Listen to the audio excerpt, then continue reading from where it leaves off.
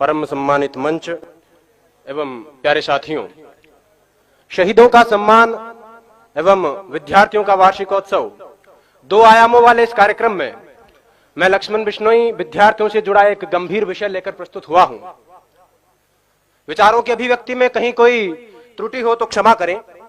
मान्यवर, भीगती मसों और फूलती नसों के दिनों में अपने घर से सैकड़ों किलोमीटर दूर एक छोटे से 10 बाई 10 के कमरे में निपट अकेला बैठकर रो रहा एक किशोर अपने मन मस्तिष्क में चल रहे झंझावातों चक्रवातों को झेल रहा होता है, अपनी मनस्थिति को कोस रहा होता है। किसी छोटे बड़े सपने के खत्म हो जाने के कारण हर वक्त खुद को हीन समझ रहा होता है और उसके बाद वो एक ऐसा फैसला लेता है जिसे लेने का उसे कोई हक नहीं है। मान्यवर, वो एक खत लिखकर छोड़ता है, फिर इस दुनिया को छोड़ देता है। वो अपने आखिरी खत में लिखता है कि मेरे पास दूसरा कोई विकल्प नहीं बचा था, यही एकमात्र समाधान है, मैं आत्महत्या कर रहा हूं, मुझे माफ करना। और यह कहकर वो मर जाता है। मेरा आज का विषय उस आखिरी खत का जवाब है कि आत्महत्या कोई समाधान नहीं है। मान्यवर, सोचिए, जरा सोचिए, किसी कमरे में एक पंखे से एक रस्सी बंधी हुई है, उस पर एक लड़का लटक रहा है, उसके निर्जीव शरीर के निर्बल और शक्तिहीन हाथ पैर हवा में झूल रहे हैं, आंखें फटी हुई है, गर्दन की नसें टूट चुकी है और गालों पर आंसू की कुछ बूंदें सूखकर जमी हुई है। मान्यवर, वो लड़का एक बार के लिए तो मर गया, लेकिन उसकी फटी हुई आंखें उसकी मां का फटा हुआ कलेजा बनकर जिंदा रहेंगी। उसकी गर्दन की टूटी हुई नसें उसके बाप के दिल के टूटे हुए वो तार बनेंगी जो अब कभी झंकृत नहीं होंगे। गालों पर सूख चुके आंसू की बूंदें उसकी बहन की आंखों से हरदम बहा करेंगी और उस निर्जीव शरीर के निर्बल और शक्तिहीन हाथ पैर जो हवा में झूल रहे हैं उसके भाई की हिम्मत को जिंदगी भर तोड़ा करेंगे। और एक अल्पकालीन आवेश के कारण लिया गया उसका यह निष्ठुर निर्णय उसके जैसे लाखों युवाओं को इस तथा कथित समाधान के लिए प्रेरित करेगा। मान्यवर, यह कैसा हल है? यह कैसा हल है जिसमें अपनों का बर्बाद होता हुआ कल है। खुदकुशी करने वाला इंसान खुद तो एक बार मर जाता है, लेकिन उसके यार दोस्त, उसके घर परिवार के लोग, उसके रिश्ते नाते के लोग बार बार मरा करते हैं। वो हर वक्त खुद को अपराधी समझते हैं और इस संतरास के कारण वो जीते जी मरे हुए के समान होते हैं।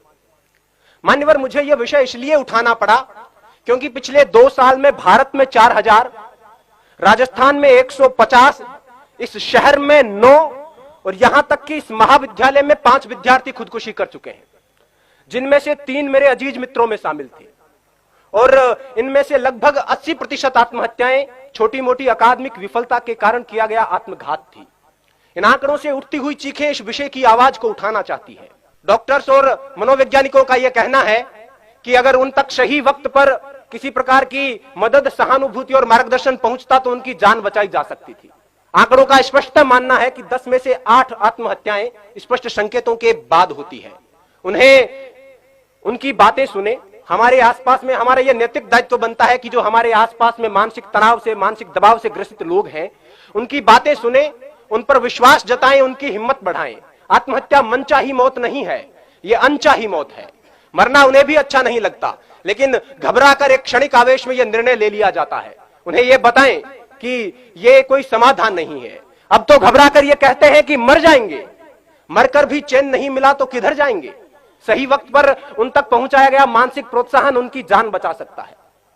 जो खुदकुशी करना चाहते हैं उनके लिए मेरा यही संदेश है कि जब कभी यह लगने लगे कि अब तो बस आत्महत्या ही एकमात्र उपाय है, खुदकुशी ही एकमात्र समाधान है, तब अपनी आंखें बंद करके अपनी भविष्य दृष्टा कल्पना शक्ति से अपनी मौत का मंजर देखिए।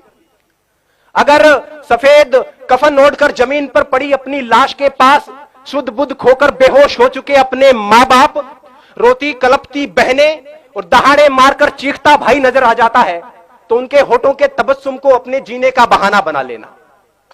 अपने शोक, अपने सपने जो आपकी मौत के साथ किसी और मायने में पूरे हो रहे हैं, उन्हें पूरे करने को अपने जीने का बहाना बना लेना। अपनी कला को विस्तार देने को, आगे के जीवन को निहार लेने को, दूसरों को उपकार देने को कोई भी बहाना बना लेना। जीने के बहाने लाखों हैं।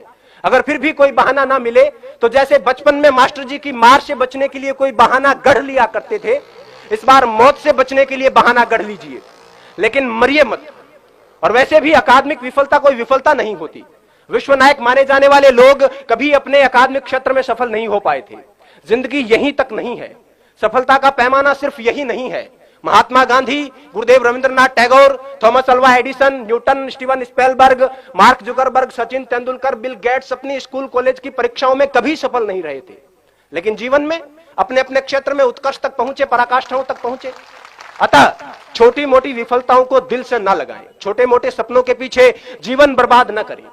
गोपाल दास नीरज जी की पंक्तियां हैं कि छिप छिप अश्रु बहाने वालों, छिप छिप अश्रु बहाने वालों, मोती व्यर्थ लुटाने वालों, कुछ सपनों के मर जाने से जीवन नहीं मरा करता है।